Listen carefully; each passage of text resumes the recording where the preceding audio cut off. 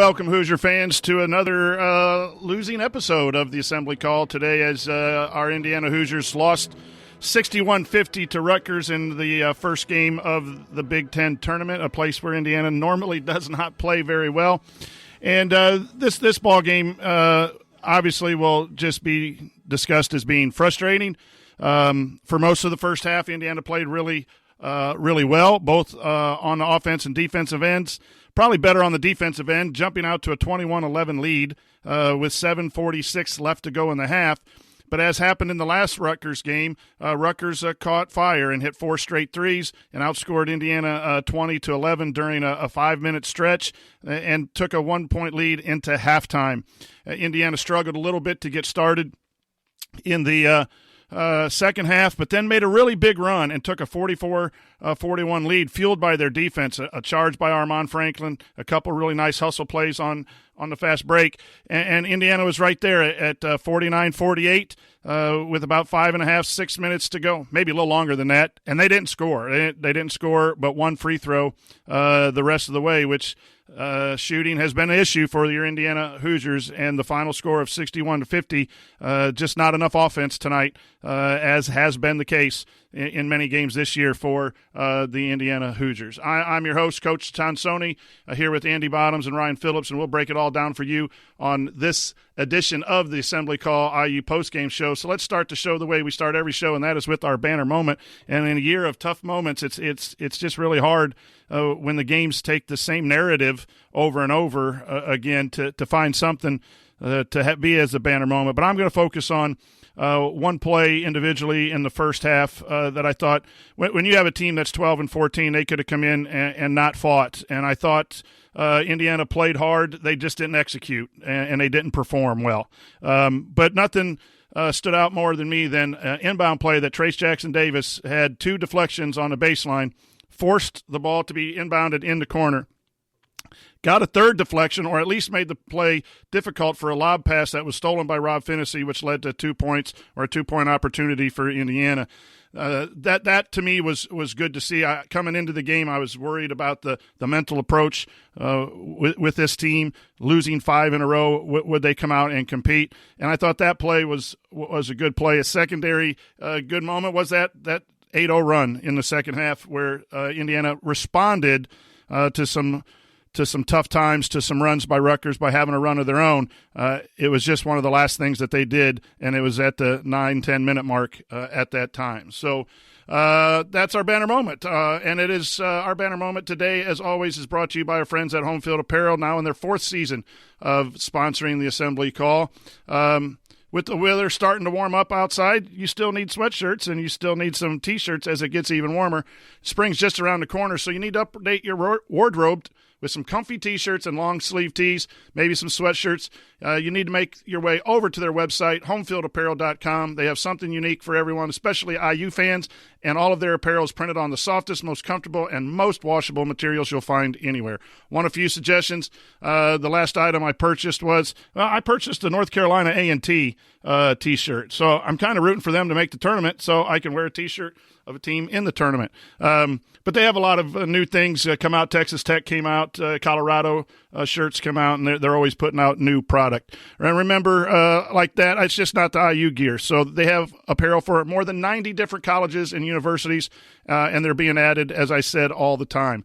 Their designs are so unique, interesting, and vintage that you may end up like myself, buying way too many and spending your budget on those designs. You can always save on your home field order by using the promo code Assembly20 at checkout. It will give you 20% off your entire order throughout the year. So go to homefieldapparel.com, load up your shopping cart, and enter Assembly20 at checking to get 20% off. That's homefieldapparel.com. Okay, it's time to move the ball, find the open man, and get some opening thoughts from the rest of our team. And Ryan, we'll send it to you first. What's your rant, buddy, on this sadly typical performance from the Indiana Hoosiers? Yeah, I said at the beginning of the year, I wrote it on the big lead, that this was Archie Miller's prove-it season. Indiana finished 12-15. So I tweeted this out, and I stick with it. I sincerely hope this was the last game of the Archie Miller era. You can't score 50 points against Rutgers in a must-win game. You just can't. And you can say, missed shots, whatever. But when something becomes a pattern, you can't blame the people on the court when it's a long-term pattern. And this has been 4 years of Indiana shooting like they did tonight. 12 of 16, or 2 of 16 from 3, 6 of 15 from the free throw line. 6 of 15 from the free throw line. And late in the game, you're down 7. Trace Jackson-Davis has 2. Misses them both. Then Jerome Hunter, still down 7, has 2. Misses them both. Al Durham steps to the line, makes 2. Senior in his final game, good for Al. Then Rob Finney, your junior point guard who started for 3 years, gets fouled twice without Rutgers scoring, misses the front end both times. This has been a pattern for 4 years. This team can't shoot. It hasn't shot then. It doesn't shoot now. And Archie Miller has been in charge the entire time, and these guys have not become better shooters. And it's killed Indiana basketball. It has absolutely killed this program. They can't shoot. And Archie Miller hasn't done anything to fix it. They scored 18 points in the second half, didn't have a field goal in the last 10 minutes. How many times have we seen these collapses? How many times do we need to see these collapses before we know? I know it's expensive to get rid of Archie Miller. I understand it. What's more expensive is the malaise that is set over the fan base of Indiana and just the fatalism that I don't think we can do another year of this. I really don't. And you know what? If you spend the money and you get the right guy, the money will come from people being excited and being back in the stands. Do we really expect a full assembly hall next year? Do you expect the students to be excited on campus and packing the rafters? No, you don't, because people know what this is. I don't think Archie Miller's a bad guy. I don't think he does things dirty. I don't think he is a dumb basketball mind. I really don't. None of those things. I just think this isn't a fit for whatever reason, and whatever's happening in Indiana is not going well. I can say to Archie Miller if he leaves, hey, you know what? You tried, man. You know, and good luck wherever you go. I will not root against you when you go somewhere else. I don't think he's a bad dude. It just doesn't work. Whatever is happening does not work at Indiana. He has not been able to import what he did at Dayton successfully to Indiana. Maybe that's no one's fault, and maybe it's just a poor fit. And fit has everything to do with success in basketball. It really does. There's a lot there that you need to be able to be locked in. But to score 32 points in the first half and 18 in the second half against Rutgers. This wasn't Michigan or Wisconsin or somebody who runs a system that's just hard to score against. This was Rutgers, who has now swept Indiana with 3 wins this year. When you are a program that you've had 4 years to build and you are demonstrably below Rutgers, there's a problem and you need change. And so whatever happens moving forward, I don't know who they're going to get. I don't know how they're going to pay for it. I don't know. But this cannot continue, because I don't think there's anybody I've spoken to who expects it to magically get better next year or magically have this roster. All of a sudden, it's going to click. We've been waiting for that to happen for 4 years. It hasn't. And quite frankly, looking at it, this is his worst year. And it was the year he needed to prove something. And it's the year he had the roster he wanted, all of his guys. And so I will say, it's got to be over. If you're Scott Dolson, there's no way you could do another year of this, man. You just can't. We just watched. I mean, maybe he wins a couple games in the Big Ten tournament. You say, you know what, we'll import this transfer. We'll do this. But they walked out with a fan base, an overwhelming fan base for the first time this year, and laid a complete egg and just disappeared in the second half. Can't have it. It can't happen anymore. I'm done with it. Archie Miller, I get you tried. I get you tried to do something here. You failed.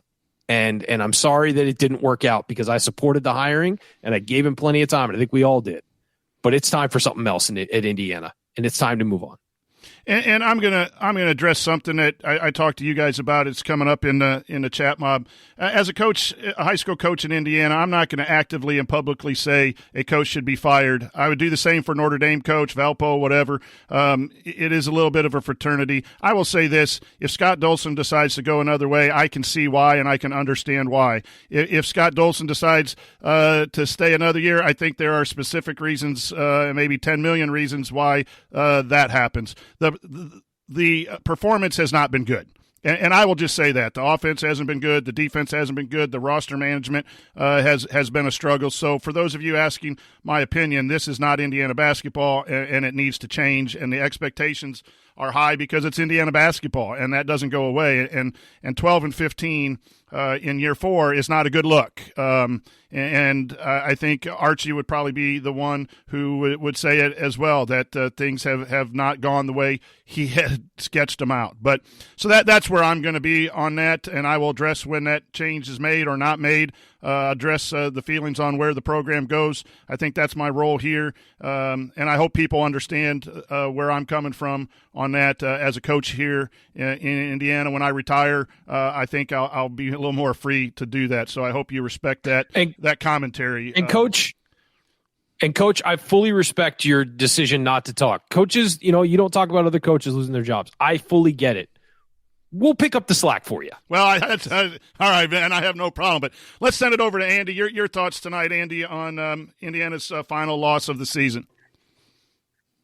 I don't really know where to start. I guess I'll start here. I guess I have a lot of the same feelings that Ryan does about Archie, and I'm going to get to a series of moments of decisions that I thought really turned the game or took IU's chance away. I guess I'll start with I struggle with these players getting booed out there when fans haven't been able to be there most of the season, and then the ones that do go end up booing these guys. I mean, nobody is more frustrated than they are that they're not playing well and doing that, and the weight of everything is on them. And they scored 1 out of the last 15 possessions. That's not good. We're all frustrated. And if you want to take that out on Archie but the players don't know that the boos aren't intended for them. And quite frankly, I'm sure that some of the boos were intended for them. I just really struggle with that in a season when so few fans have actually gotten to go to games. These guys have given up a lot to play. You want to be mad about the coach, be mad about the coach. You want to go say he should be fired, go say he should be fired. I just thought the players deserve better than what they got toward the end of the game. As far as the game itself, I just thought there was that stretch where they took TJD out because he was dying. He played with a ton of energy. I thought he really brought it for a stretch. And then they get the timeout. They take him out. There's a quick run of play and then another media timeout. I didn't understand why you wouldn't put him back in at that point in the game, but instead there's a lineup run out there that was I wrote this down because I was so troubled by it. Al initiating the offense, which we talked about many times, is not playing to his strengths at all, especially against pressure from Jacob Young. Armand, Trey Galloway, Race Thompson, Jordan Geronimo. You went from down 1 to down 7. To me, when the first 3-pointer gets made, take a timeout. You have 3 timeouts at that point. Everything you have to do is get TJD back in the game. He's the only guy that's doing anything. So to run it through another couple of really, really stagnant possessions with guys who weren't comfortable with what they were running, again, that part is coaching, and they didn't look prepared to execute in that position, but you didn't have the right guys in there to execute and be able to get a bucket at key times. And once that guy hit the second 3, you took the timeout then. It was already done at that point. This team had lost confidence and missed the free throws. That was when the free throws began, and those just compounded upon one another. But to me, that was I just did not understand why if you don't want to put him back in after that media timeout, that they were like almost back to back, those 2 timeouts. If you don't want to do that at the first sign of anything going wrong, you got to get him back in the game and ride it out with them. At least go down swinging with your, with your horse out there. That part I just really, Andy, I really struggled with. I will just sorry to interrupt you there. I'll get back to you on that. Right before that, TJD was pulling on his jersey and just begged. He said he needed a break. Miles Johnson went out and Geo Baker went out. And I think what Archie was trying to do was get TJD and Rob Finney steal those minutes at that time. The key part of your point is take that time out after that first 3 because you had to recognize that you had to get those guys back in. You couldn't wait for a dead ball situation. I think the lack of a timeout is what I would be more concerned with. I think he was riding those 2 guys, did not come out at all, hardly, and they were asking for some timeout, and he tried to steal it there while they were in a tight ball game. And what happens is you make that decision and it didn't work out. It obviously failed, like a lot of the decisions that he made had failed. But there was some reasoning behind it, I think, at that time. Yeah, the other thing is, and we can talk about these kind of things. Lander doesn't play at all. Leal didn't play at all. Shoot, Leal doesn't play. Yeah. Yeah, I don't know. I mean, at some point, I just struggle with the Lander piece. I thought Finney had some nice moments, but did struggle. I mean, the Jacob Young was like blood in the water out there with Rob and Al, and just, I don't know, try something different. I just struggled to not let him get any run and see what it was, because when IU really played well, it was when they played with some pace and got up and down the floor. I know Coach Marlowe was mentioning the same things on Twitter. When the offense had any flow at all, and there were plenty of times that wasn't the case, it was when they were trying to get up and down the floor a little bit, and then Rutgers took a timeout after that run. Everything really bogged down. They forced IU to execute in the half court at a slower pace. Rutgers slowed it down, and that, Lander's a guy who's at least going to push the pace and, maybe make some plays for others. Just felt like there were buttons to be pushed. But I mean, quite honestly, this was, this had all the hallmarks of every IU loss this season in terms of, long stretches of poor shooting. There was a stretch in the first half where they gave up 20 points in 9 possessions, where you just had a total collapse defensively, missed free throws, the whole 9 yards. I mean, this was started well, then couldn't make everything. Yeah, about the 7 everything minute that was mark wrong, that went wrong this season, was on full display in this game for sure. And then collapsed down the stretch as they have all year. And all the nitpicking that we can do, for me, it comes down to roster construction. And I think that I thought this team was a lot better at the beginning of the year. I know people in the chat will say this team was more talented than what I'm giving it credit to, but I just think that the misses in recruiting that we were happy with, because we got Indiana guys, but the guys we missed, the Curbellos, the Cartons, the Garcias, are the types of players that might have, McKinley Wright, not being able to bring in McKinley Wright because of the APR issue at the beginning. Those misses and those attempts not to do those things, and then not going into the transfer market with 2 open scholarships, to me, all of these things, these offensive deficiencies, not having a good matchup to guard Ron Harper Jr., no one could stop him. We couldn't stop the ball getting to the rim tonight whatsoever. That some of it is it's just roster construction, and it's hard to do things. I think these kids are good kids, and they play hard, but they have some deficiencies, and they were never improved upon. But I think with a couple of other better perimeters and players around them, things might have been at least a little bit different this year. So for me, it always goes back to the roster construction piece. Is like, Harper was having his way.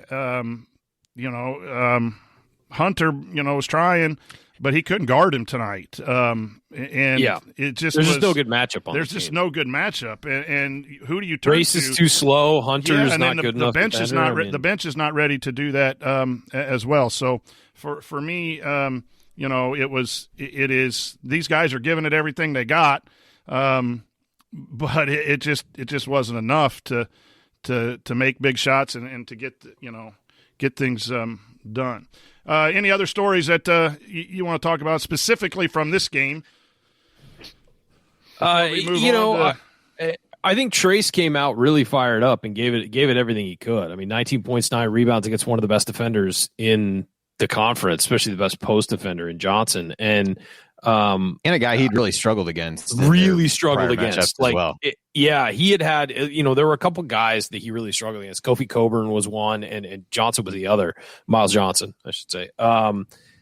And I just think that he came out fired. He wanted to win this game. And I've heard from a lot of people about Trace that he really loves IU. He loves Indiana. He wants to represent it. He wants to be a part of the team that turns things around and all that stuff. And he takes real pride in that. And I thought he came out and showed it. And I thought that really offensively, he's the only guy that really got going tonight. And Durham hit a couple shots. Finney had a drive or two that were nice.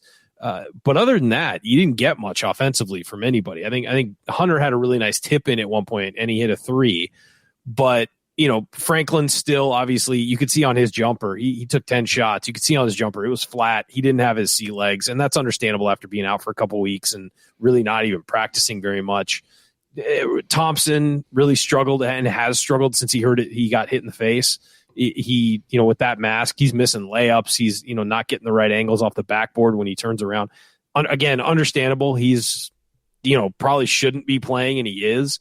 But Trace really, put the pedal to the floor, especially early, and you could tell how emotional he was. And then he had a big dunk in the second half to give Indiana the lead, and again looked like he was giving his all to the game. Whereas I felt other guys may have had that intensity early on, but that faded. I mean, you could see it by the 7-minute mark in the first half. They weren't talking defensively. They weren't engaged defensively. They were getting driven on quickly because, they weren't, guys weren't talking about the rotations and things like that. And where that was so present early on, I mean, Rutgers hit a couple shots early on, sort of followays and stuff like that. And maybe had some stuff inside where, you get caught up in the mix and a guy gets an easy dunk or something. But they were talking and they were engaged, and that just faded. And that has, again, been a pattern this year that just they play well off the bat, which in other years under Archie Miller, the starts have been the problem, and then they would close the first half well. This year, the starts were fine, but it was closing that last 7 minutes of the first half-ish. So the 10 to 5 minute range, they would just lose steam and usually go into the locker room behind or at least in a much closer game they should have been. And then they tended to not finish well, but you just saw that tonight. They really were intense off the jump, fueled a lot by Trace, and Rob made some nice passes early on to get Trace the ball and all that stuff. And then by about halfway through the first half, it was air coming out of a balloon, it felt like, and Rutgers made that tough run at the end of the first half. And that felt like, I know they came back, but it felt like Rutgers figured something out, and it was like, we're going to hammer this, and that's going to be it. TJD was really into the game tonight. Really proud of his efforts. I saw that on that banner moment I talked about. There was another time when he tried to lunge for a steal in the short corner, and he missed it, but he spun back real quick and cut off a drive to the basket. That's effort. The one time he got driven on the corner play, he actually was given effort. He just closed out too close to the shooter and had a wrong foot forward. He was actually trying too hard. He needed to make sure that he had the proper technique, and he hustled himself out of the technique there. So I thought this was one of TJD's better games, especially against the center from Rutgers, who he had trouble with. And I thought his moves were good. And then, it's just unfortunate he misses those free throws, and it's unfortunate. He had a real nice post move up and under late, and it just hit off the back of the rim. That would have been a key basket as well. And it's hard for me when a kid does that night in and night out. And he's had some moments where I think he's dropped his head with the pressure and having to carry everyone on his back for the whole season. But tonight wasn't that case. I thought he was playing as intense and as hard as he can, and was the bright spot for tonight. And the other thing, Ryan, that I think that you are spot on with is this team lacks mental toughness, and that's why those runs happen. And that's when things get going bad, they seem to lose their technique. And this is not an Archie Miller excuse. Yeah, confidence is huge for this team. When confidence is going well, they're locked in. When they're not, they fall apart. And that's part of the coach's job, is to get them to work to a level, to have demonstrated ability so they have confidence to overcome. And I thought tonight they took as many punches as they have taken. Usually it takes 2 or 3 punches and they're done. I mean, they took a punch in the first half. They took a punch in the second half. Even in that run in the first half, they were scoring 2s while Rutgers was hitting 3s, and they got outscored 20-12, but it wasn't a drought. So I thought there were some things today that IU handled better when the adversity, but ultimately at the 10-minute mark, once those 2 threes from the corner were hit on those penetration and kick to the corners, you could just see death by 1,000 cuts, and these kids just lost I don't think they lost the fight. I think they just lost the execution, that will to be. But they're not mentally tough. So the point I want to make, where I think you're right, is the most shocking thing to me is that this program is not mentally tough, because I thought 4 years ago that would be a staple of this program. I thought it would be 2 things. One, a little more up-tempo, and it didn't because of our heavy post player need. And the other thing is it just never developed the toughness that I thought was going to bring by Archie, and that's ultimately going to be the reason, if he is relieved of his job, that he wasn't able to get them to a toughness level to make big shots, to get good stops, to guard the ball consistently. Those are all mental toughness things, and you've got to try to do what you can. You either recruit it or you coach it, and this team is absent of that, and that ultimately has to rest with a head coach. And sometimes you can try. And you fail as a coach. But ultimately, it's I've had teams where I've tried to instill that, and the personalities just wouldn't let it seep in. But ultimately, the head coach is the head coach. Get new players then, I can at the high school level, but it's really hard when to give that to players, but you need to. And that was missing in this game, in those segments. I think you're spot on that. It just was, and we texted about this a little bit during the game.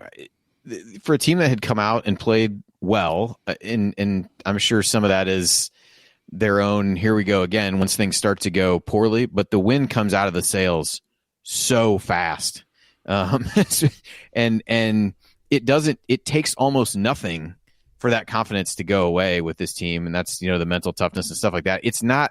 It doesn't take a 4-minute stretch of bad basketball. I feel like it literally takes 1 minute of bad basketball, and then it's just off the rails.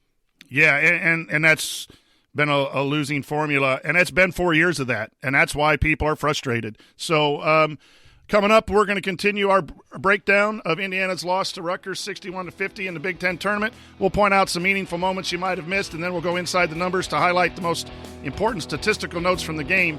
You're listening to the Assembly Call. Stick with us.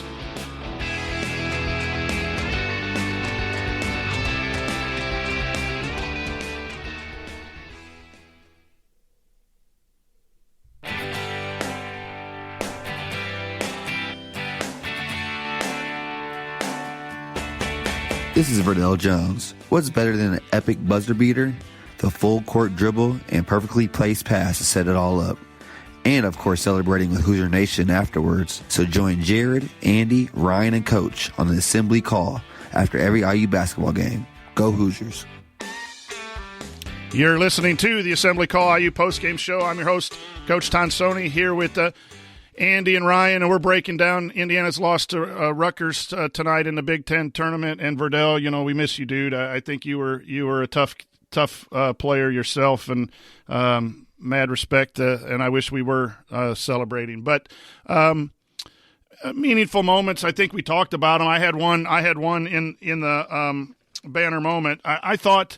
We'll point this out for a positive. I thought Geronimo's minutes early were very, very good. I thought he had his hands on a couple deflections and steals early in the first half that led to Indiana's 21-11 lead. He had 2 steals in the second stretch, and I thought that he brought some energy. He struggled a little bit offensively, missing some opportunities to take a 12-footer or 15-footer, and he looked a little bit uncomfortable offensively.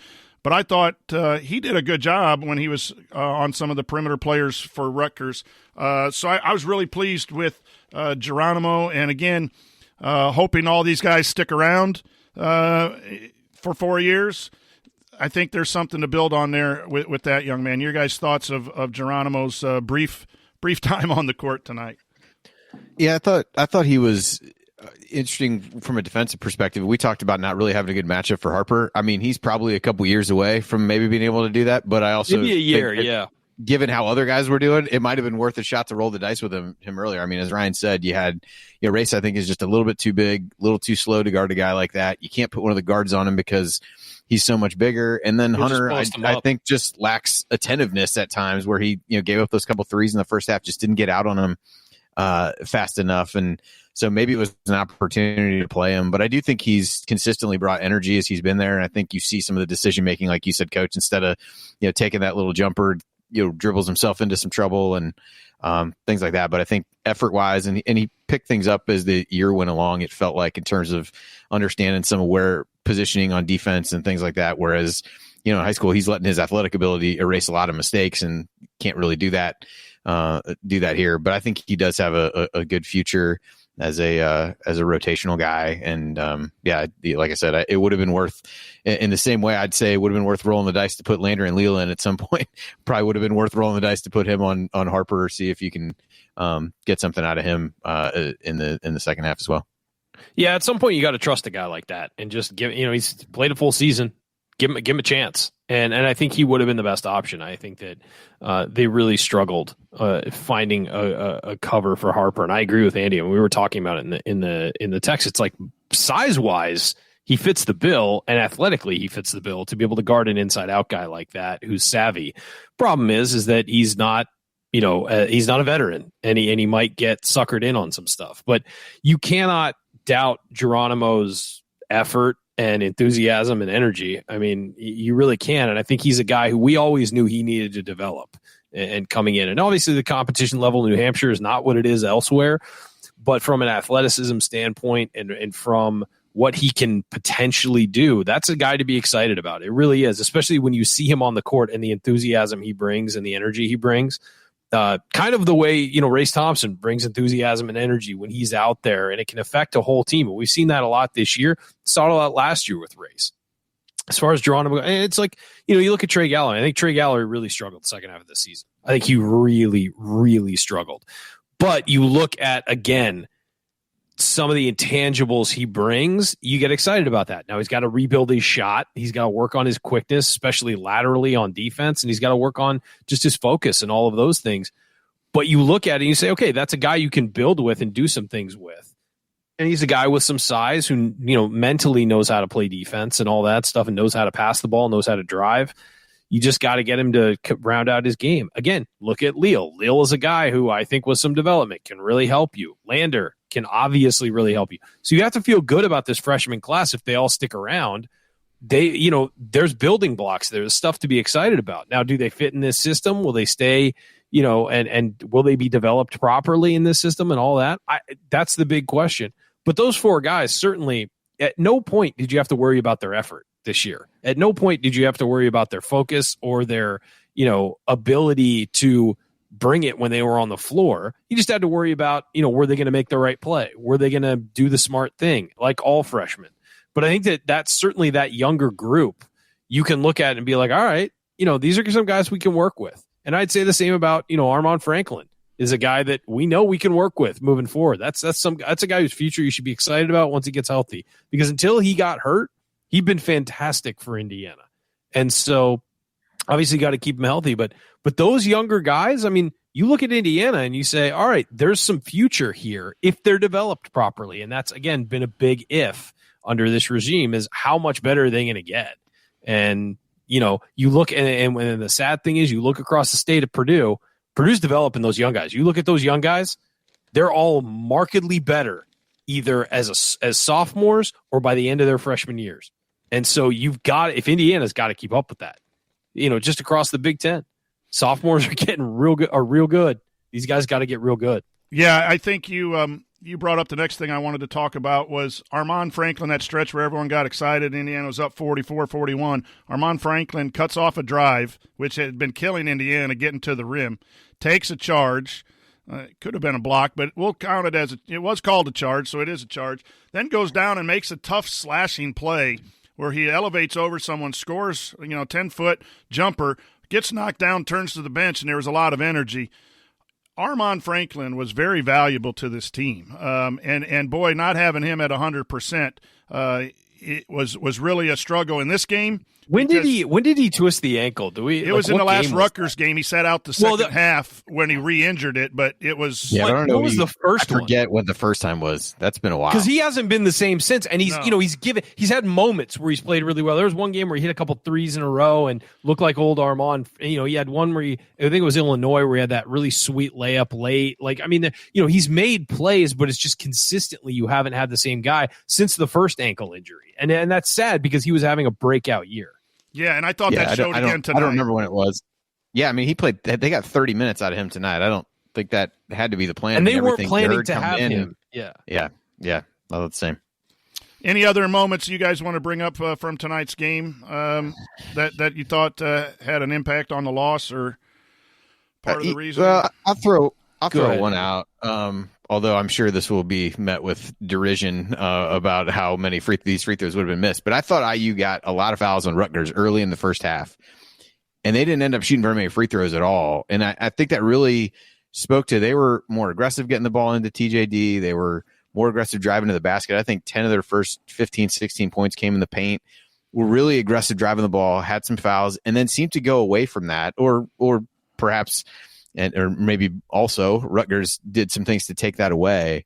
But I thought they missed some opportunities there to potentially get some free points. I'm sure everybody in the chat saying, "Oh, they would have missed every one of them, and then we could have booed more." But I think there's an element to that where there were other times in games this year when they would do that. If their identity is supposed to be, I want to get fouled and whatever, you got off to a good start going down that road and then went away from it.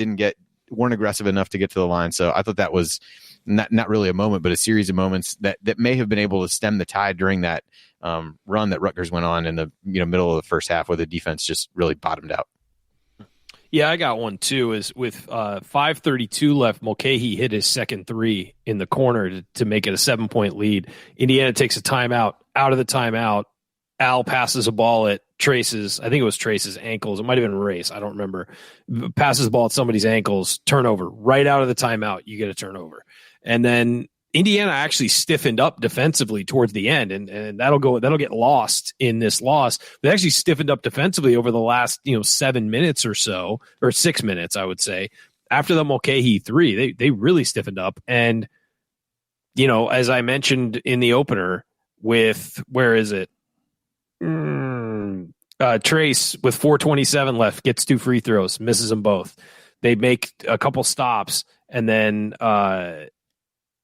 Hunter misses 2 free throws with a few minutes left, about a minute later, misses 2 free throws. That's 4 points. Could have cut the game to 55-53 if you make them all. Now, maybe you make 2 of those, it's still 55-50, and then Al makes 2 free throws without them scoring. So that makes it 55-52. You're closer. You had a chance, though, if you made all those free throws, to be within 1 point. And then Rob, they get a bucket, and then Rob misses 2 front ends. And it's just like free throws, man.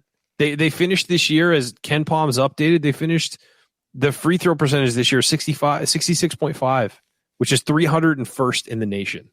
I mean, in Indiana, and I just can't, for a team that got to the line, I think, where did they rank? They're 8th in the nation in getting to the line, but they shot 301st.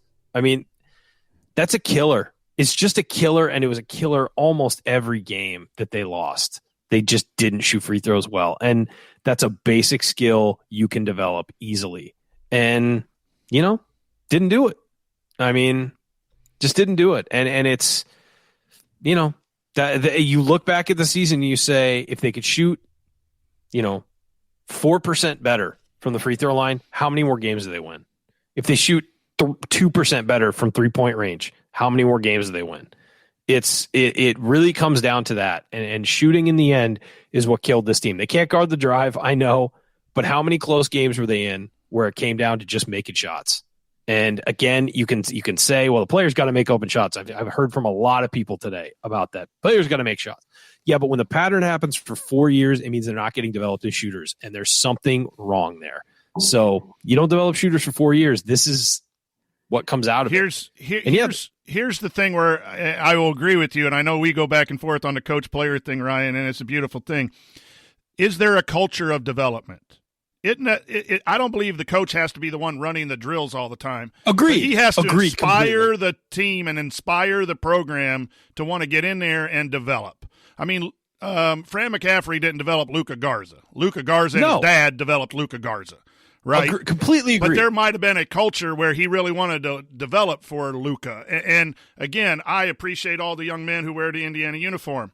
But there has to be a culture of development. So that's something that I'm wondering, is there a culture of development? And at times, I'll go back to, you can, as a coach, have it set up and wonder if the personalities aren't there. That's where we don't know on the outside in. What is that disconnect right now why there is not a development?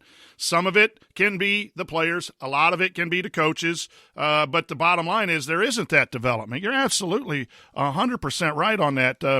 I do think some of the free throws are the post players getting most of the fouls, and they're ones without the jumpers and that. But still, they could. But if your whole system is based around, if your whole system is based around getting those post players to the line, I mean, that's essentially what they said they were going to do this year: pound it inside, get to the free throw line. We got to train them to make the shots. And you're right. It may not be the head coach sitting there working on shooting for him, but maybe you set up drills. You have them watch videos. You do something to be like, these are the things you need to do. These are the habits you need to create if you want to make more, and go practice them. And you need more guys in the program doing those things right than not. And that would be a question that I would ask if I were Scott Dolson right now. I'm telling you, in our program, we don't have everyone show up for every workout. You know, we tell kids you got to put time in on your own, blah, blah, blah, and they don't, and those kids don't play. But that's a little different. But is there a culture? That's the thing I would want to find out, because tonight's shooting, absolutely. I don't know what other stats we can. We're not even going to go to stats because we have another special someone who has popped in who would like to discuss tonight's ball game. So joining us here from Assembly Jared. Hall, apparently. He is outside Assembly Hall where he had a group watch. So thanks for joining us. Jared, your thoughts on this final game of the Indiana basketball season? Reminiscing about better times. Most importantly, thank you for stepping in so we didn't have to talk about the stats from this game. We appreciate it. We're just going to forego that segment entirely since you're here. Gone. So that's why I waited. On all of us, I thank you. Yeah, I thought I'd play the Will Sheehy role tonight. Kind of step in as the sixth man, give a little juice here later on. Look, I don't know what you guys have covered. I can imagine what you've likely covered in the time that I missed. I want to start first by just thanking Al Durham for his time at Indiana. I think by any measure, a successful career for a guy like Al that was recruited where he was, that, committed to one coach, came in and played for another coach, and as imperfect as he was, I really think maximized what he could be as a player at Indiana. There are little bits and pieces of him on every court, every Big Ten arena, from all the driving and falling that he did. But I thought Al always gave us a good, honest effort. Made a lot of big shots for Indiana, and I'm disappointed that his career, had to end like it did tonight. So just want to say that. Look, I don't know. I think you guys probably just got done with the meaningful moments section, so I don't know if you already talked about what I was texting you about, but that stretch in the second half where Indiana is either up one or down one, coming out of the timeout, and Trace is on the bench. I think Trey Galloway and Jordan Geronimo were out there. Al is running point, which we've talked about, just doesn't work. And to me, I thought the game was over right there. They went on a 6-0 run, I think, and buried us, and we could never come back. And it just seemed like a completely unforced error and an example of the coach not putting his players in a position to succeed. And so, it's a make or miss game. You've got to make shots. Trace Jackson Davis missed a layup. Race Thompson missed a layup. Guys missed free throws. All of those things could have swung this game in a different direction. But at the end of the day, what I saw tonight too often, and what we've seen too often, I think over the last 4 years, is just players not being put in a position to succeed. And I don't understand at that juncture of the game why you do that and why that lineup is out there playing together. I just don't think that's a lineup that's going to be successful, especially against a team like Rutgers. And so I was just extremely disappointed to see that.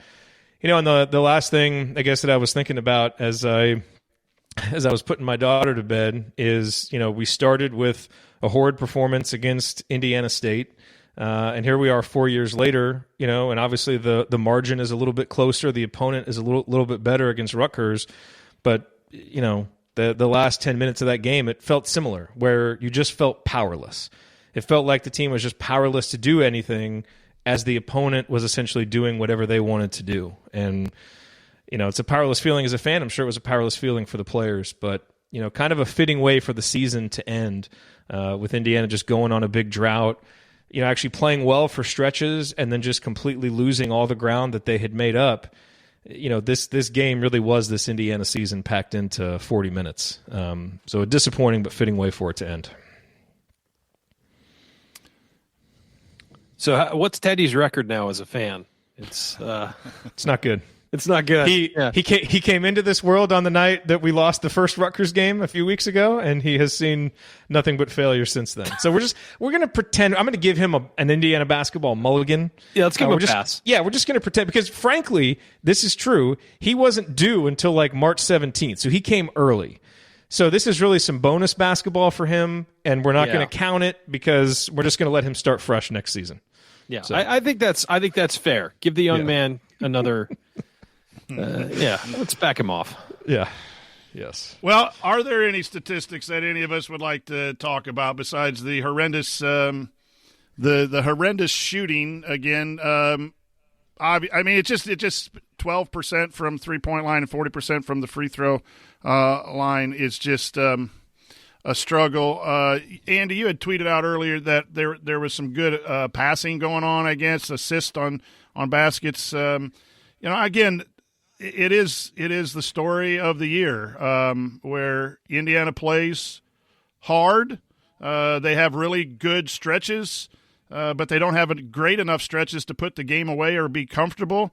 And then, the same things, missed shots, turnovers, rebounding have been the bugaboo.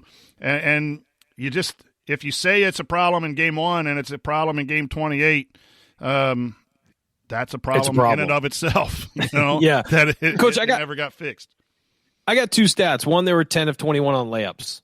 They really struggled around the rim again. And I get it. Rutgers has a lot of length and is really athletic, and Indiana struggled around the rim against them all year. But 10 of 21 on layups is rough, especially when, Rutgers wouldn't do anything special defensively. This was not their best defensive game against Indiana as far as their activity level and stuff. The other 2 games, they were much more active defensively. And then I would say 0.833 points per possession. That's all you need to know. Yeah, Coach, you're not going to win games that way. Coach, I respect your commitment to following the outline of the show and going back to stats, even when I made it clear that I didn't want to. But the other thing, you talked about the assist number. I mean, IU ends up with 14 assists. Finney had half of those, had 7. 14 assists on 21 makes. The 21 makes isn't very good. I think it speaks a little bit to when they really were able to move the ball, and a lot of those came in faster paced situations where they got the ball moving and created some good shots. And they only turned the ball over 9 times. I know that's been. And I've kind of been against that. Obviously, you don't want to turn the ball over 20 times a game. But I think this insistence from Archie that limiting turnovers somehow is the key to unlocking this offense has been debunked on more than one occasion and was tonight when you only turn the ball over 9 times against the pressure that Jacob Young, who definitely fits the bill of guy that you probably really like on your team, but absolutely cannot stand when you're playing when your team is playing against him. But they were not afraid at all and had success getting into Finney and Durham when he was initiating the offense in the first game and in this game as well. And those things really, came home. And it wasn't that IU turned the ball over, but they got into the offense so slow. They slowed IU up enough with their pressure, and IU, again, kind of walking the ball up too many times and different things like that. I think that contributed to the pace. And that's one of those cases where you look at a number and you point out, we want to keep it to this. That doesn't really mean a whole lot when they slow you down so much and you have no rhythm offensively over the course of the game. Let's talk a little bit about Rob Finney, because Rob Finney's game tonight was like the season was like a lot of the games. There was a lot of good things that Rob did tonight, and then all of a sudden, there were some things that he did poorly, and again, when your point guard is inconsistent, I think your team's going to be inconsistent too. But he was aggressive tonight. He was looking to push it. He drove the lane, especially more so in the first half than in the second half. And I thought he did a good job guarding, although there were a couple times he got beat to the lane. But I thought he was really doing the things that he did well, and then he misses free throws. And then he lets his guard down late in the second half and is nonchalant and just throws the ball to the wing, and it gets picked sixth for 2 points, and now you're down 1 at halftime. And again, that just can't happen with your point guard. Your point guard's got to be one of your better players and your more knowledgeable players and your more intense players for 40 minutes if you're going to be successful. And Rob's lack of development, and I know he tries, and I know he wants to be there. I know he's a solid kid, but his inconsistency tonight was a problem in this game. And I thought that was reflective of his season as a whole. Yeah, I thought he came out trying to be aggressive. Yeah. I mean, that was and he made some nice passes early on. He fed Trace. He had a nice alley-oop to Trace that was incredibly high. And when he threw it, I said, there's no way Trace is catching that. And Trace, full extension, Gumby style, grabbed that and dunked it. It was amazing. But I just thought that, it just faded. Like with some of these other guys, the intensity faded from Rob down the stretch, and those missed front end 1-on-1s, those are inexcusable from a point guard. You've got to be able to make those. You've got the ball in your hands. You've got to be able to make free throws, and Ryan, he has to hit those. You used an interesting word there, which I think is apt with Rob, which is he came out trying to be aggressive. And I think that's the thing with Rob is you notice when he's trying to be aggressive because it's not – at least, look, the guy that we saw the first 10 games of his freshman year was like pretty aggressive. The guy that we've seen since then, it does feel like he tries to be aggressive. Like he got poked in the eye tonight, and the very next possession has this great drive down the lane. And he'll do that once or twice a game where you're like, God, where is that? but it just has not been his natural mode of play, whether that's because of injury, whether that's just because that's the player he is, whether it's because he's overthinking everything because he's afraid of being taken out, like whatever. We've all tried to psychoanalyze it long enough. He now, as a player in the last game of his junior season, we're noting some times when he's trying to be aggressive. You're not going to win in the Big Ten. Like, the thing about Rutgers is, all their guys, Young and Ron Harper and Geo Baker, like, they're all imperfect players, right? But those guys are confident and tough, and they're always aggressive. So even when they make mistakes, they're making mistakes of aggression, and they got stones. And things go real. They got stones. Well, and things go badly, and they just bounce right back. It doesn't faze them. That's twice now that we've started out well against them, and they just bounced right back. And we need a little bit more of that. A little bit more, however you want to describe that. Stones, mental toughness, maturity. Like, there's a lot of different words we can throw around that kind of mean the same thing. But you know it when you see it. The Rutgers guys have it, and our backcourt guys just don't have that for whatever reason. And that's kind of the now between their program and our program. That's why they beat us 3 times. It really kind of comes down to that. And you can look at the same thing down low. I mean, I thought Trace did a better job tonight than he's done in past games against Rutgers. 18 points, 9 boards. I thought he finished pretty strong. But there's even, some of that too, and the difference between how Johnson, kind of attacks things down low and how he does. And so, that's what this program has to get back to. And I think, to me, the big disappointment for me and what I sense from a lot of IU fans is simply that that's what we were promised 4 years ago. We thought our team was going to be like that. And 4 years later, we're not. And that's the problem. If Archie Miller had come in, professing different things, we'd hold him to a different standard and maybe feel differently about this. But when the idea was we're going to be really good defensively, and here we are, we're in the 40s in total adjusted defense, 12th in raw defensive efficiency in the conference. When that's what we were being told was going to be the identity and it's not even there, it just makes the whole thing feel rudderless. And it makes it feel like there's really nothing that we're grasping onto and nothing that we're building toward in year 5.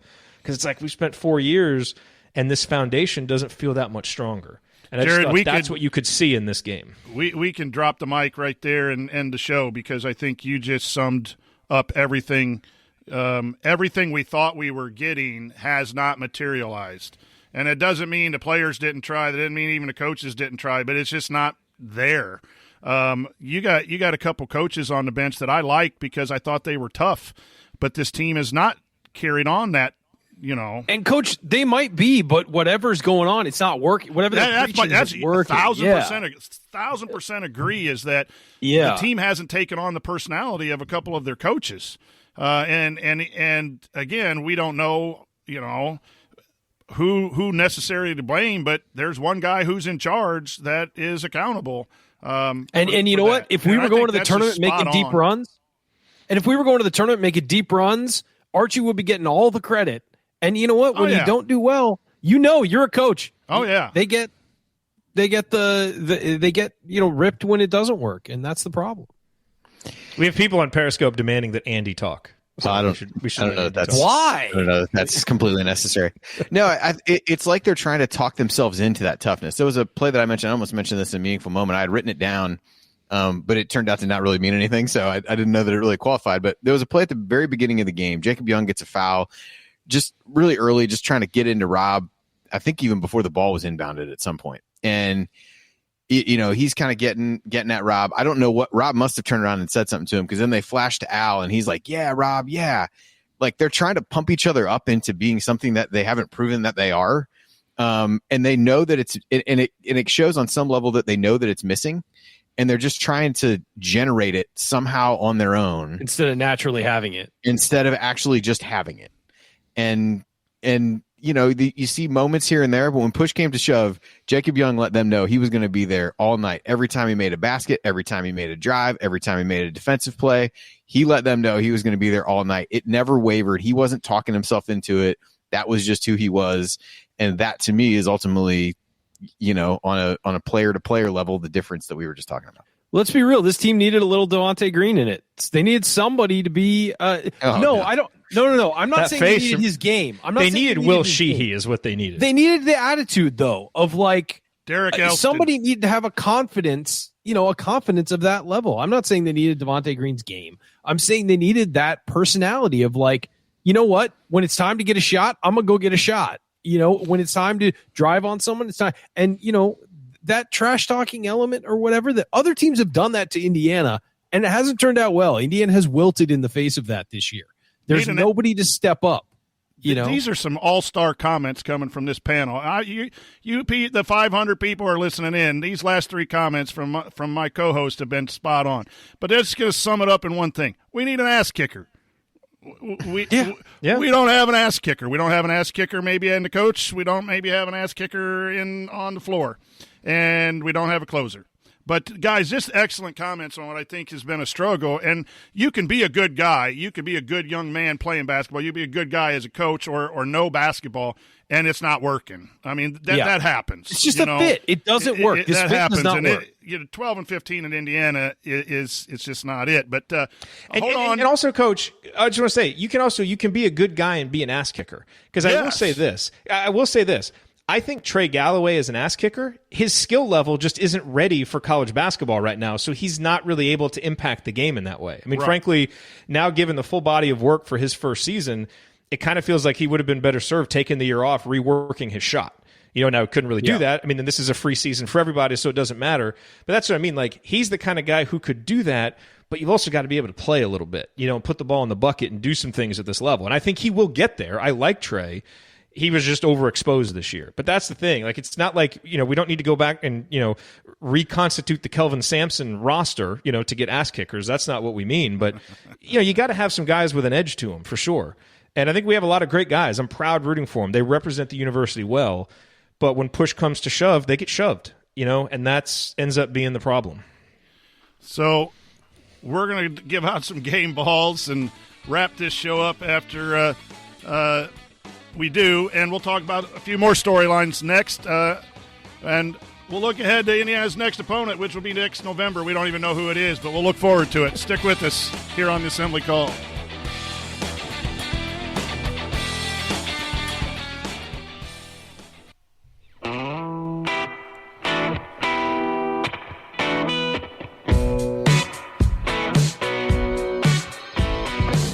This is Nick Zeisloft. I never miss an open three, and I never miss an episode of The Assembly Call. Boy, oh boy, do we miss you. Anyway, you're listening to The Assembly Call, IU Postgame Show. Catch us live immediately following every IU basketball game, plus every Thursday night at our website, assemblycall.com. And while you're there, make sure you sign up for the free IU Hoops email newsletter. Over 7,000 of your fellow IU fans have subscribed. You can also text IU to 66866 to subscribe to the newsletter. That's IU to 66866. I'm your host, Coach Tom Sony, here with the entire gang, an all-star version in this final post-game show. We are bringing you some joy in a tough year with some outstanding work tonight. As Indiana loses to Rutgers in the Big Ten tournament. It's now time for our game balls. We'll go to you, Jared, since you're the boss. Who gets your game ball? My game ball goes to Christian Lander for not angrily throwing a chair onto the court for not seeing any time in this game. And this is really just my entryway to talk about this real quick because I wanted to mention it in stats. That was another stat that jumped out to me is 0 minutes for Christian Lander. Look, his offensive efficiency number is in the 60s. I get all of that. He gets torched defensively. I get all of that. But as I looked at, okay, we're playing a team that we've lost to twice. They're clearly better than us. We've got to go on a run. Something has to happen here in this tournament to change the trajectory of the season. This, to me, was not a game to play it safe, and Archie played it safe. And playing it safe lost the game by 11. Now, playing Lander, we might have lost the game by 20. Or you know what? Maybe putting Christian Lander in the game when you didn't have a point guard on the court late in the game, we were down 1 and you had Trace Jackson Davis on the bench, maybe he can spark the offense for a couple of possessions as we've seen. So that is another thing to me that makes this a really fitting end is I feel like overall Christian Lander was mismanaged this year. And look, even in the offseason, you guys remember, I was very conservative on what I said to expect from him. He's a guy reclassifying up. Let's be modest with our expectations. But he shouldn't have played 0 minutes in the last game of the year. You needed to kind of throw caution to the wind, juice things up a little bit. play the guy, give him some run, see what he's got going tonight. And he didn't get any minutes? The guy that you're supposedly going to be building around for the future? That doesn't make any sense to me at all. And again, I'm not saying playing him wins the game for Indiana. It might not have. It could have been worse. But you got pretty much what you expected you were going to get by going the safe route. What are we doing? So I was ready to throw something at the TV, so I give him the game ball for staying over there and keeping a positive attitude. Well, you're associated with Indiana, so you would have missed. It's all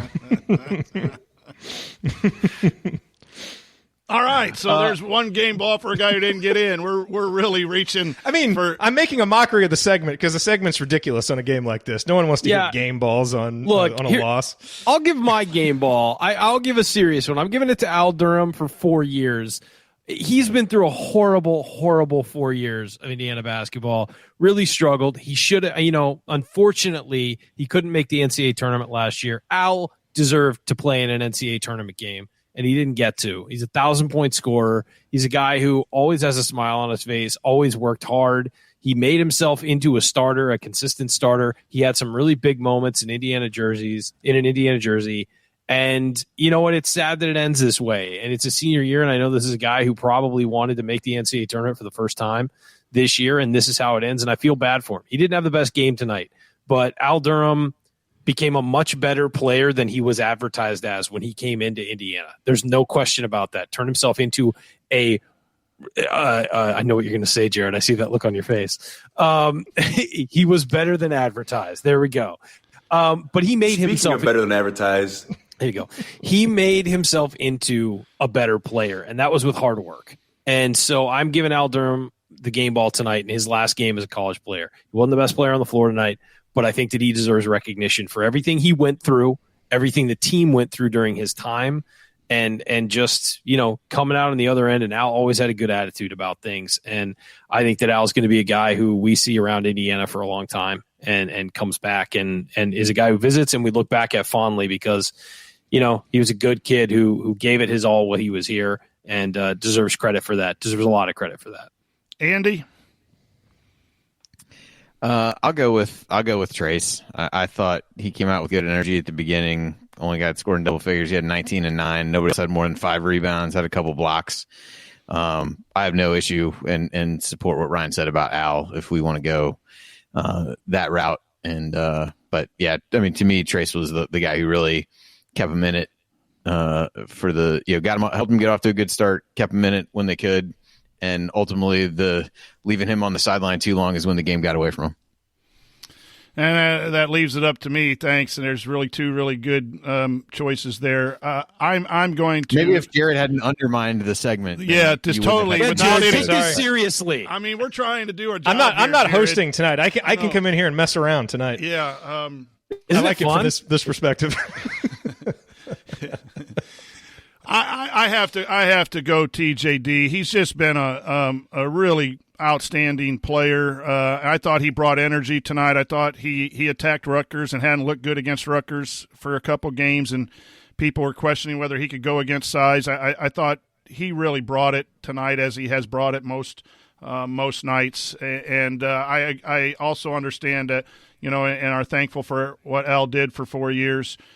He was asked to do things that he probably couldn't do, and never stopped competing, even though, he had to do some things. He wasn't a big-time scorer. He wasn't a point guard, but he tried to do some of those things in his 4 years. So I thank him. But this was Trace's team, and it was a shame we couldn't have gotten a few more victories and gotten him into the postseason a little bit. And I thought if this was his last game, which I assume it is, I think he gets the game ball. So, yeah. To be clear, Trace was the clear game ball winner tonight. It's not. It was pretty obvious. He was the best player. He was the best player. Yeah. So, but before I go to the Coach Roberts Real Hustle Award, Jared, do you want to? Is there any other storylines that you would like to talk about before you give your choice for that? No, I have one. I have a serious one. So you can do the spiel, and then we'll get to it. All right. So the Mike Roberts Real Hustle Awards presented by Evansville Security Services. Let's talk about Evansville Security Services. It's the hometown of Calbert Cheney. What more really do you need Christian to know? Lander. and Christian Lander. ESS provides off-duty police officers to businesses and individuals throughout Indiana. In addition, Evansville Security Services offers an accident reconstructionist who can go all over the state. Go to evansvillesecurityservices.com to learn more. That's evansvillesecurityservices.com or call 812-214-1132. Remember, prevention cannot be measured. Let Evansville Security Services help you prevent a bad outcome today. This might be the last Mike Roberts Hustle Award that we ever give. So we can keep it going. He did play here and was so he's a can Hoosier. keep that going. Yeah. So and we have theme music for it. I'm going to start on a different order here, just in case something has popped into Jared's head since he said he was going to be serious. We'll start with Andy. Okay.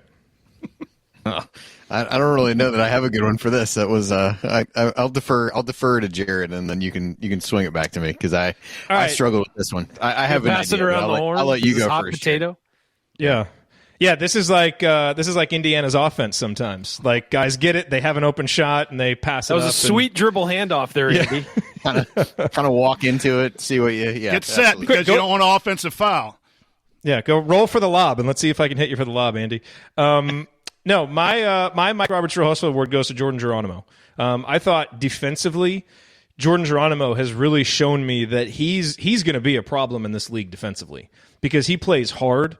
I think he's really improved over the season in terms of just awareness defensively, just strength, not getting knocked off his spots. He's gotten better. Now, he's not ready offensively, and you saw him miss a couple of good looks, and he still looks a little bit lost on that end. But he's another guy that when he gets out there, you're getting an honest effort from him every single time. I mean, he plays hard. He plays low on defense. And so, I continue to be excited about his potential. I don't know if by next year he'll be ready, and I don't know that he has star potential or anything like that, but I think he's got the ability to be a really good role player on a really good team. And to me, that's how I kind of look at this now is, okay, we're not a good team right now. So we've got some players that we project to come back, new guys coming in, all of this. Like, who's going to be part of the next really good IU team? He's a guy that you can see in the first set, as a junior and a senior, in the top 7 of a rotation of a good Indiana team. Because he can defend. You have to think that he'll start to find a niche somewhere offensively. And he really seems to want to and seems to try and seems to have a good attitude. So I'm giving it to Jordan Geronimo, and he's a guy that I've found myself more impressed by this season than I thought I would when the season started. Ryan? Yeah, I was going to give it to Geronimo as well. I thought that just the effort, the constant effort. I mean, I give it to TJD, but you guys already gave him the game ball. So I think Geronimo. I think you could say Geronimo or Armand Franklin for playing 30 minutes when he wasn't even supposed to play. But we've given it to Armand a few times this year for that same reason. And so I'm going to go ahead and give it to Jordan Geronimo because I thought that his energy was where it needs to be, and I thought he should have played more than 10 minutes, quite frankly. Andy? Yeah, I'm good with that. Armand was the guy that I thought of, just given how many minutes they got out of him that they wouldn't have been expecting to. And I think for him, probably tough to get inserted back in that situation because I think he was still trying to step up and make some of the shots that he was making when he was fully healthy earlier in the year, and it just didn't happen. There was a couple, kind of early shot clock situations where he was out there trying to make a play in the way that, he had earlier in the season, and I just, Ryan mentioned this a little bit before, just didn't quite have the same look on his jump shot and things like that. But I thought, good for him to, in a game that was important for this team, be able to show up and gut it out for 30 minutes. But I've got no issue with Geronimo, as we talked about earlier. I thought he gave some good minutes and is the kind of energy guy that you really want off the bench. And I thought he really grew into being able to do that more as the season went along. Like Jared said, I think he came a long way from the beginning of the season to the end, even having to grow in some of those situations where you're playing against some of these Big Ten teams. And it, lends a little bit of credence to the notion that, it wasn't good to not be able to have some of these other non-conference games, but playing guys against tough competition allowed them to grow. And it wasn't, to go back to Jared's Lander argument of what are you worried about at some point of what's not going to go well? Geronimo got forced into some minutes in the first Iowa game and played well in those situations and really responded to that challenge, as opposed to trying to shelter some of these guys from sticking them in those situations to, kind of keep them safe, if you will. And I thought Geronimo having to play some minutes because of the lack of front court depth served him well as the season went along. Can I give a quick honorable mention to a friend of the show, Mark Titus, for his hustle and continuing his bit of trolling IU fans after every loss? With Brad Stevens stuff on Twitter. Earlier today, he retweeted a Brad Stevens tweet that said, "See you soon in Indy." And of course, it was from March 27th, 2010. He retweeted it with eyeballs. That's good, solid trolling, Mark. And there was the one about March Madness is the reason I got into coaching. And he retweeted that last night. So what do we have? We have 1 for Armand and 2 for Geronimo, correct? So I'm going to throw this to the chat mob. I'm going to go with Armand. He didn't have to play, especially with an Achilles. I think that, again, shows why I think he's, the second best player on this team, and it shows a level of toughness that we need and how much we missed him in these last 6 games. And so go ahead, chat mob, and send us in who you think gets the Hustle Award. There is no wrong answer here. I think both of those young men played really hard today. So now this is normally where we would preview the upcoming opponent, but I'm going to talk here for just a second. I think the upcoming opponent is ourselves. As far as Indiana fans, let's stick together. This is going to be a real tough couple of weeks, depending on which direction the program chooses to go. Remember that Indiana University is a special place, even if we're upset with who is leading the basketball program. And if Scott Dolson goes one way or the other way, I encourage you to not take it out on anyone who has a differing opinion. It is really good to be an Indiana sports fan. It is really frustrating right now. It's sad. It's disappointing. I can keep going on and on and on with the basketball program, but it is Indiana, and we will be back. It's just hopefully sooner. And I know some of you want Dolson to go one way and maybe some of you the other, but let's not fight amongst ourselves. Make sure you keep it classy. These are people involved. And being in the coaching profession, I know it hurts when you know that you lost a program or things are struggling. It's a tough time. And stay away from the kids on Twitter. Please do that for me. Don't at them your frustrations, because that just drives a wedge too in the program. And trust me, they hear the noise. They hear the noise and they know it, and it's tough on them, and they want to win. So you're entitled to every single thought, and a lot of them are correct that I'm seeing over here in the chat. But let's not be our worst opponent and struggle together. Let's stick together as fans as much as we possibly can. So you're listening to the Assembly Call IU postgame show. Remember to check out our friends at Home Field Apparel. Use the promo code Assembly20 at checkout to get 20% off your entire order. Okay, guys, it's time for last call. Jared, we'll start with you. Well, I just want to say, we've given Ryan a whole lot of crap about his shot doctor thing and, kind of laugh that off. But I just gave him moderator access for YouTube. And, things shaped up real quick in there. People are terrified. People are minding their P's and Q's real quick. Maybe Ryan should be the shot doctor. Maybe he'd intimidate the players into making shots. I don't know. I'm starting to maybe if you give me what I want, good things happen. That's feed me. Feed the big man. Oh boy, I get to go first. Look, I echo, Coach, a lot of what you said right there. I think we enjoy doing the show because we can commiserate together after losses, we can celebrate together after wins, and obviously now it's been a lot of losses. 6 losses in a row. And you think back to how we felt 4 years ago and how excited we were about the change of direction and how optimistic we were about the choice of coach, and things just haven't gone the way that any of us thought that they would. And so here we sit, now wondering if he'll be back or if there will be a new change of direction. And I think, the mindset that we're going to have about it, we had a call last night actually where we all got together and, just kind of tried to talk through these, this stuff, how we want to handle this, how we want to approach this off season. And I think we're going to approach it with an open mind, which means, if a change is made, then obviously we're going to be here to analyze that and give our opinions on that and all that stuff. And I think we've made our individual opinions, our personal opinions known on that. But there's also the chance that Archie comes back. And if Archie comes back, we're going to rally around that, and he's going to be the coach, and that's going to be our program for the year. And, I struggle to see how we're going to paint an optimistic narrative for next season with that, but we'll do our best. So so I think the point being, whatever happens, we're all going to be here together on chats, watching games, texting each other, and so I think that's a really good message to end on, Coach, which is stick together. None of us are going to make the decision one way or the other. Certainly we can express our opinions, but we've got to be here to deal with the decision together. And I think,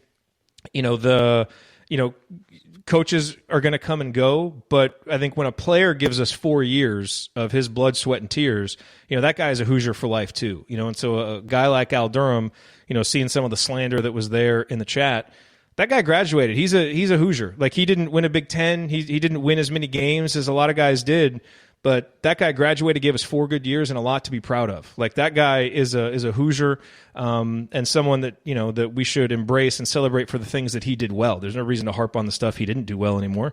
He graduated. His career is over. And so, I think it can be so easy when we're frustrated to lash out either at each other or at players. But at the end of the day, it kind of makes you feel empty afterwards. Let's try and find the stuff that there is to be positive about. Let's celebrate the good that there still is in this program, and let's get through all this together and know that we have this community here, win or lose, coaching change or no coaching change, whatever happens. This is what makes Indiana sports special. And if you're desperate to root for a winner, football season's right around the corner. So baseball, it won't be long. Soccer with a big win today over Wisconsin, 4-0. Women's team. Yeah, we won't talk about their result tonight, though. Ryan, your thoughts? Yeah. Last call. Yeah, I've talked about this a lot, and I've ranted about it. I've talked about it in my closing rant, which is essentially what this has become for me. It's not final thoughts. It's let's rant again. So I'm gonna be a little more calm in this one, and I just think that Indiana tried something. Indiana hired a guy who was maybe the next one up as far as the best mid-major coaches in the country. And when you do that, it's a risk, but it was a risk that was lauded across the country. I mean, everyone said that was a great hire, and it was a perfect fit, and the style of basketball would be great, and Miller was a brilliant guy, and he had this pedigree and all that. And it didn't work.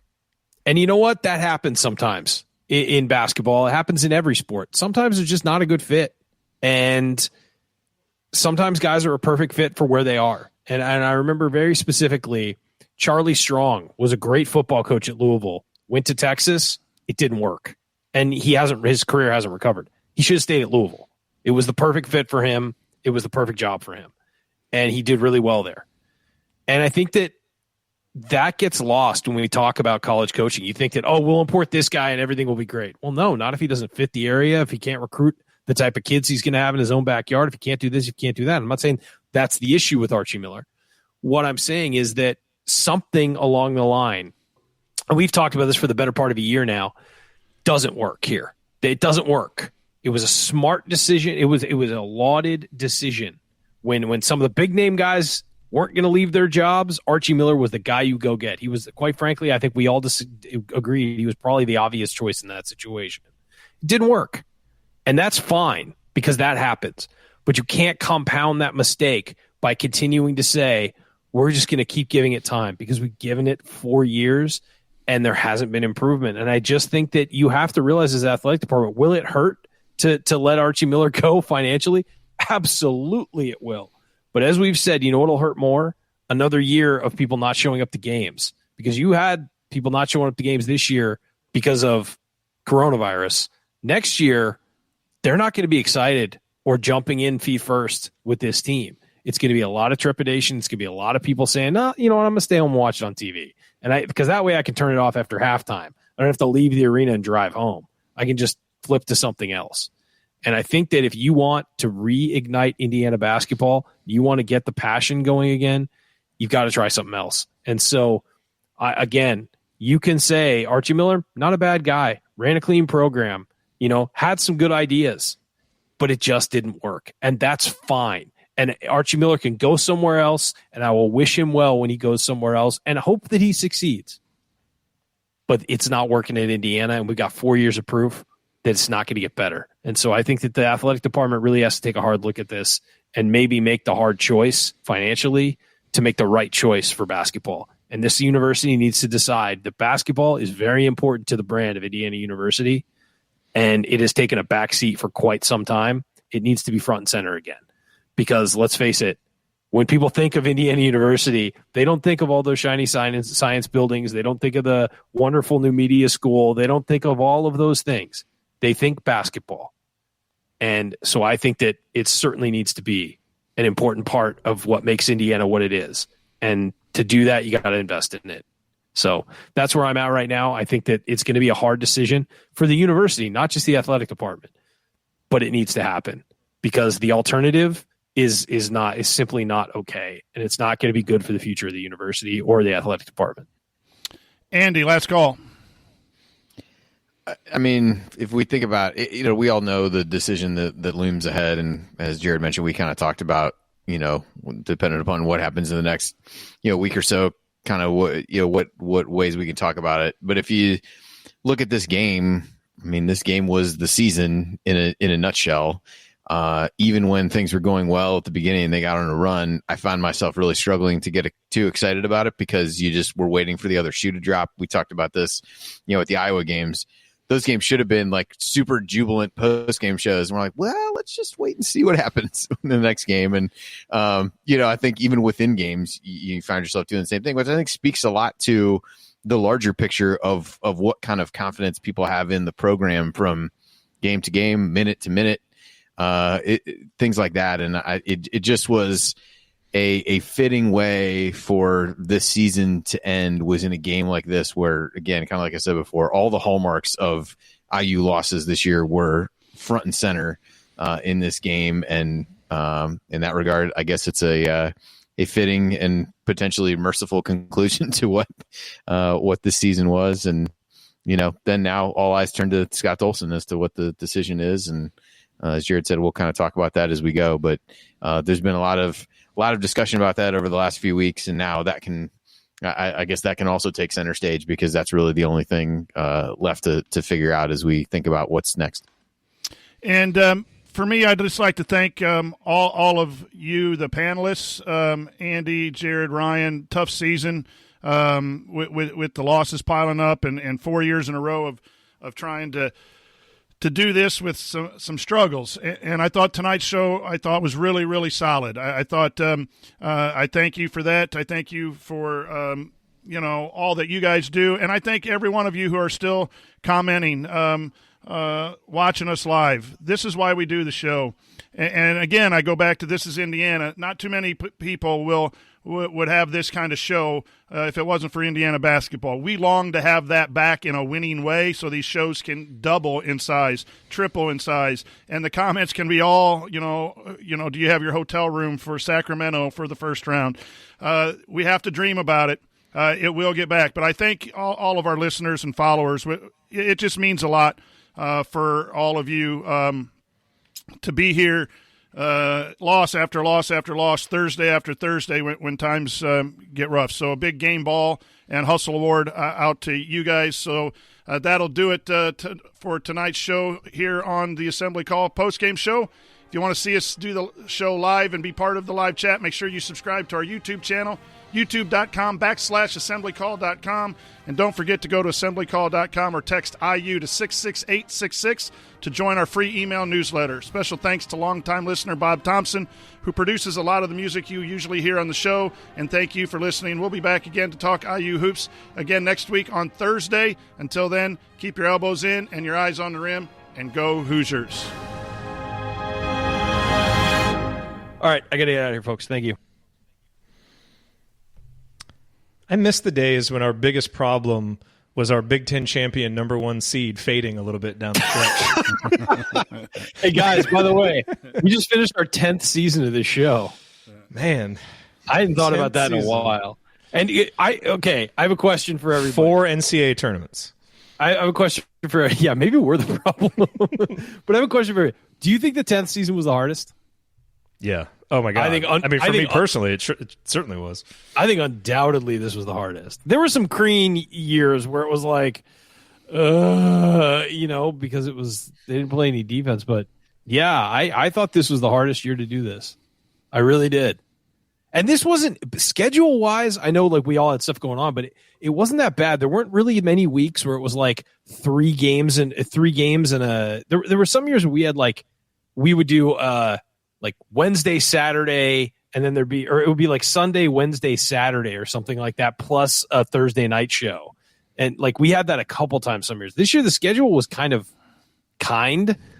but there were a lot of there was that one stretch where there were like 4 Thursday games. Yeah. that proved to be a blessing, as this week did as well. It did. That really helped out a lot. That was great. Yes.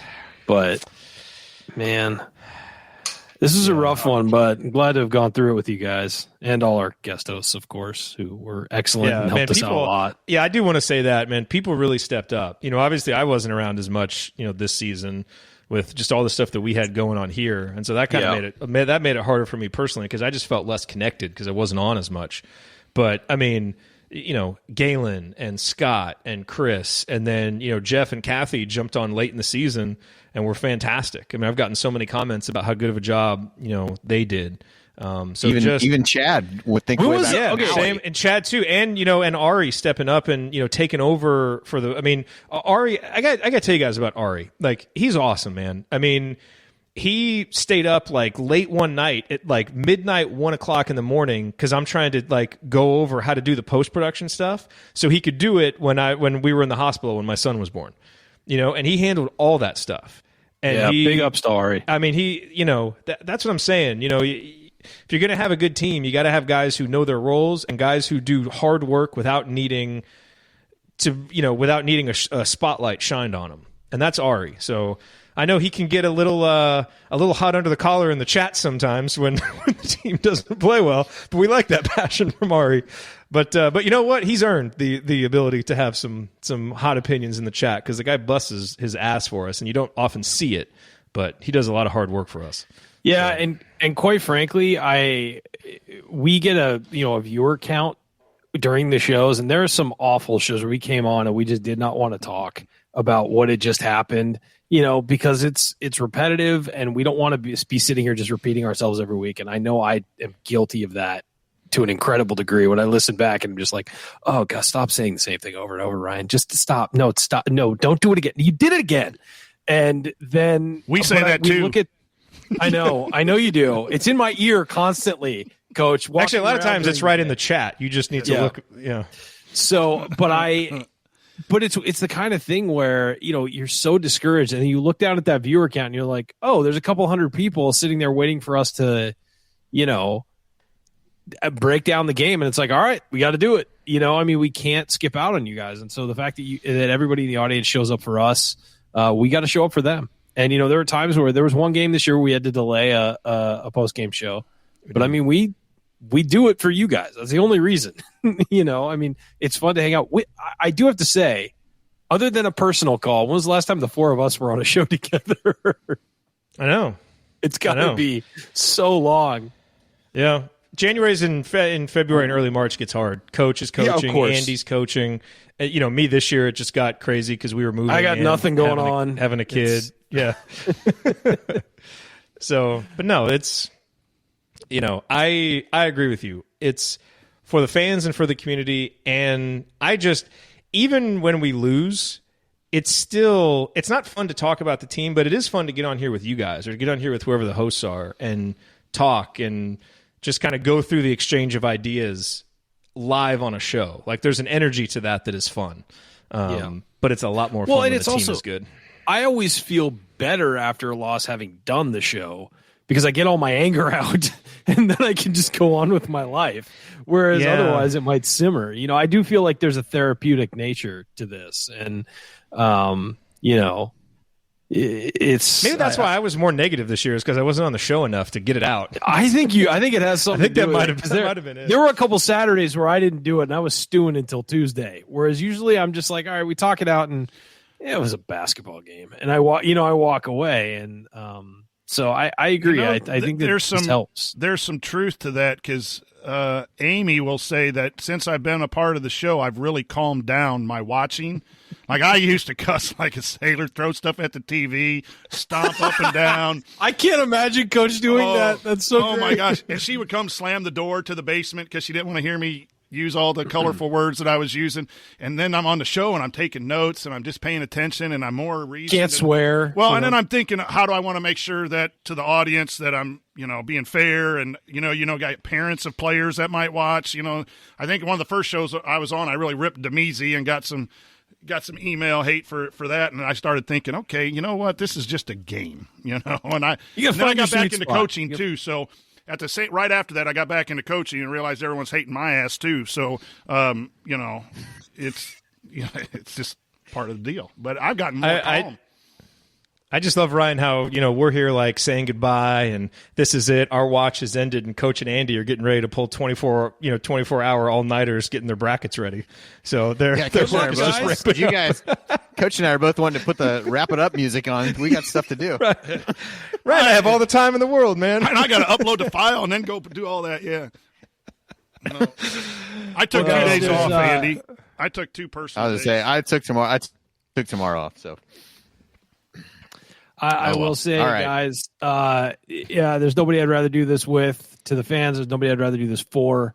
And, even when it's rough, it's wonderful that we get to do this. And we have so many people that support us. And that includes my co-hosts and everything. And, I've gained 3 brothers through doing this. I love these guys and would never have it any other way. And it's been 10 years, and hopefully the next 10 are a lot more successful for the team on the court, because we do love doing this show after a win, and couldn't do it with a better group of people or for a better group of people. So we'll just hope that things get better.